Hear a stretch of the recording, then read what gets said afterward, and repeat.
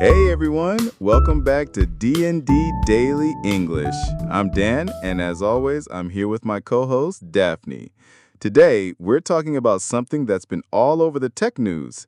DeepSeek is back with a brand new AI model. Daphne, you ready for this? Ready as I'll ever be, Dan. DeepSeek, the name that rattled Silicon Valley last year, has returned. Let's see what they've got this time. Okay, so let's start from the beginning.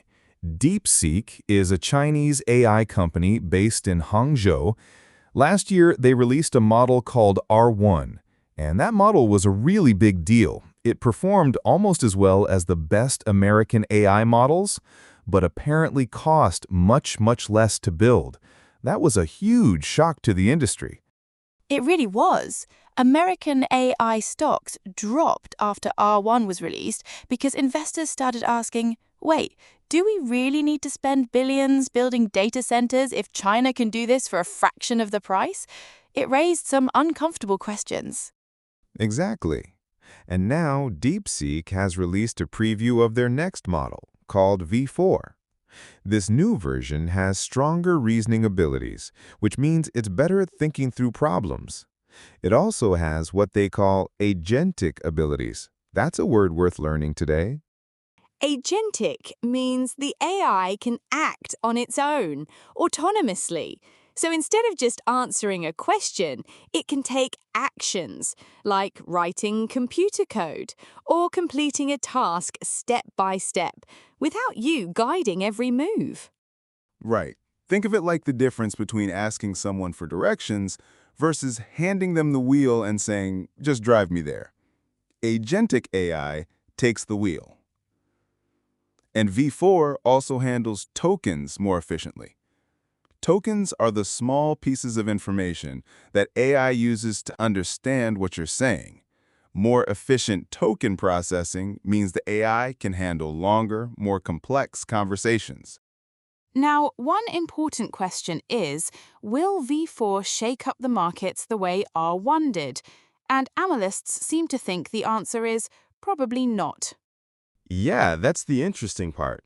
An analyst from Morningstar, that's a financial research company, said something like R1 shocked everyone because nobody expected a Chinese model to be that good. But V4 is just a follow-up to that same story. Markets have already adjusted.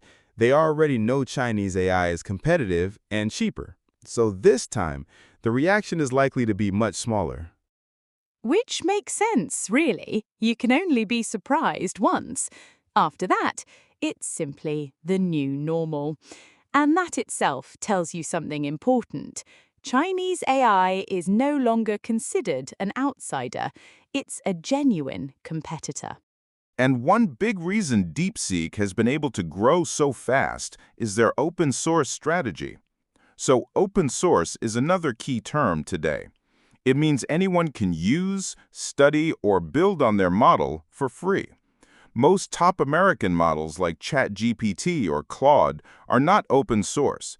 You have to pay to use them through an API or a subscription. DeepSeek's open approach has helped it spread quickly into e-commerce, robotics, and all sorts of industries. And it's partly a strategy born out of necessity, I'd say. Chinese AI firms have smaller budgets, and they can't easily buy the most advanced chips from American companies like Nvidia because of US export controls.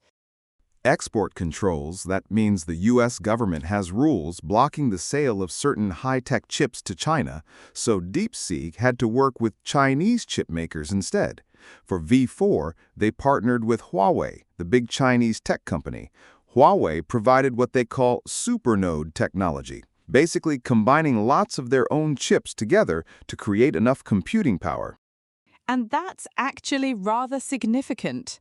R1 was trained using Nvidia chips, American hardware. V4 runs on Chinese chips from Huawei and another firm called Cambricon. If V4 performs well, it shows that China's AI development no longer depends on American technology. That has long-term implications well beyond just one model. That's a big deal, right? I mean, think about it. If you can build a world-class AI without needing Nvidia chips, that changes the whole game. It means other countries can develop AI without depending on U.S. exports. Speaking of building AI infrastructure, I've thought before about how companies are exploring all kinds of creative solutions to computing challenges, like putting data centers in unusual places. DeepSeek partnering with domestic chip makers feels like another version of that same creative problem solving. Quite right. Now, DeepSeek claims that V4 has the best coding ability among open source models and reaches what they call world-class reasoning. However, they do acknowledge it still falls behind leading models like Google's Gemini in some areas. So, honest, but still ambitious. There's also a controversy around DeepSeek that we should mention. Companies like Anthropic and OpenAI have accused DeepSeek of distilling their models. Distilling means copying or extracting the knowledge and abilities from another AI model, kind of like learning all the answers by sneaking a look at someone else's exam paper.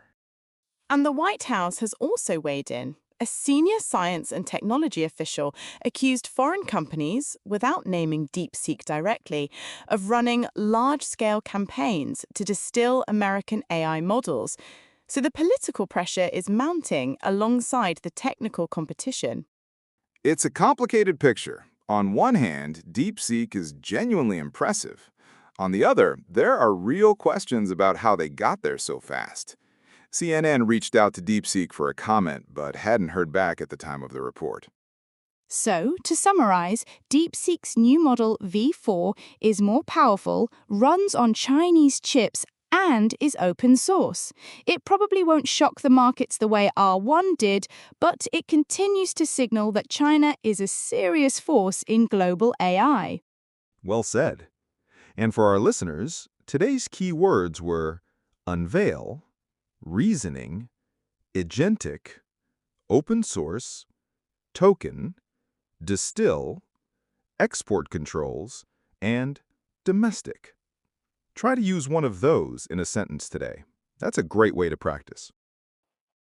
Excellent suggestion. And if you found today's episode useful, do share it with a friend who's learning English. We'll be back tomorrow with more news and more vocabulary. Cheerio for now. Take care, everyone, and we'll catch you next time on D&D Daily English.